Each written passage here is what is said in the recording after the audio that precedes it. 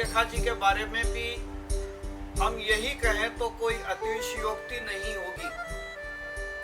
पूरे हिंदुस्तान में जहां राव शेखा जी का वर्चस्व फैला और उन्होंने युद्धों में भाग लेकर जो काम किए उनको लोग आज भी याद कर रहे हैं।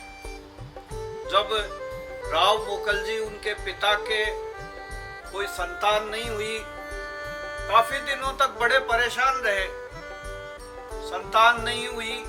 बाद में जब वृंदावन के महाराज ने उनको आशीर्वाद दिया, शेख बुरहान फकीर ने जब उनको आशीर्वाद दिया, तो उनकी जो रानी साहिबा थी वो त्योदा गांव में, जहां उनका ससुराल था, वहां जब उनके पुत्र हुआ, उस दिन सबसे बड़ी जोरदार बात ये रही कि विजयदशमी का दिन था।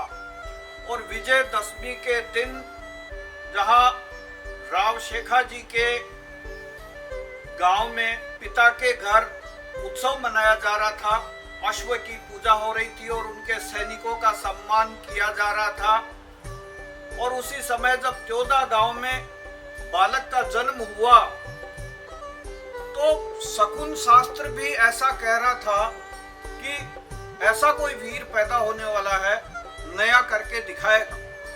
और होता भी यही है कि जिन लोगों का इस देश के लिए, धरती के लिए जन्म होता है, वो ऐसा ही करते हैं। राव शेखा जी का जन्म हुआ, बरवाड़ा में सूचना मिली राव मोकल जी को, तो वे सारा का सारा खुशी से झूम उठे। लोग चारों तरफ से बधाई मिलने का तांता लग गया लोगों को। आसपास के सारे ठिकानेदार वहां आ गए और फिर ढोल बजने लगे। ऐसा आभास हुआ उस समय, जब कोई बड़े आदमी का जन्म होता है, किसी अवतार का जन्म होता है, तो फिर लोग कहते हैं कि धरती 2 गज ऊपर आ गई थी।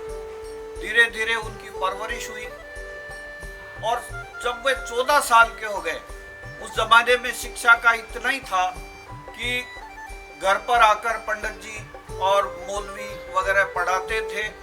उन्होंने शिक्षा ग्रहण की, ज्यादा शिक्षा नहीं ली उन्होंने, लेकिन सैन्य शिक्षा का उनको अभ्यास हो गया था। और ऐसे में उनके सामने एक तस्वीर दिख रही थी, पूरे राजस्थान की तस्वीर थी।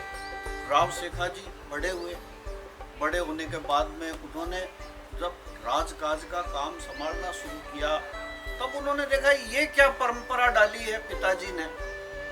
मोकल जी हमेशा जब भी घोड़े होते थे, घोड़ों के बच्चों को राजस्थान में बछेरे बोलते हैं, बछेरे भेजने की परंपरा कर दी आमेर के राजा चंद्रसेन जी के पास। तो उन्होंने कहा नो, काहे के बछेरे, हम तो बछेरे नहीं देंगे, ये हम लाग नहीं पाल सकते।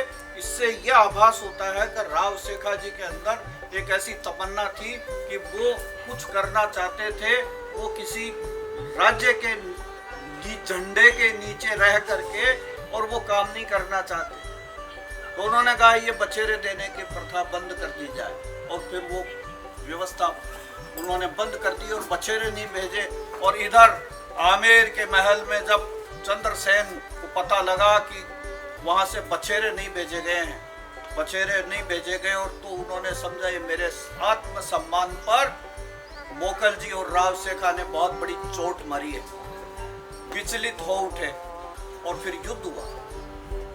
3-4 बार युद्ध हुआ, और युद्ध में एक बार तो युद्ध ऐसा हुआ कि राजगढ़ से लेकर और सीधे रास्ते तक चंद्रसेन के पीछे राव शेखा जी का घोड़ा था और पूरी सेना थी, और वो भाग के किसी भी तरीके से आमेर के महल में जाकर और उन्होंने विश्राम किया। बाद में घोड़ों की प्रथा बंद कर दी। ये लक्षण दिखाई देते हैं किसी व्यक्ति के प्रारंभिक लक्षण।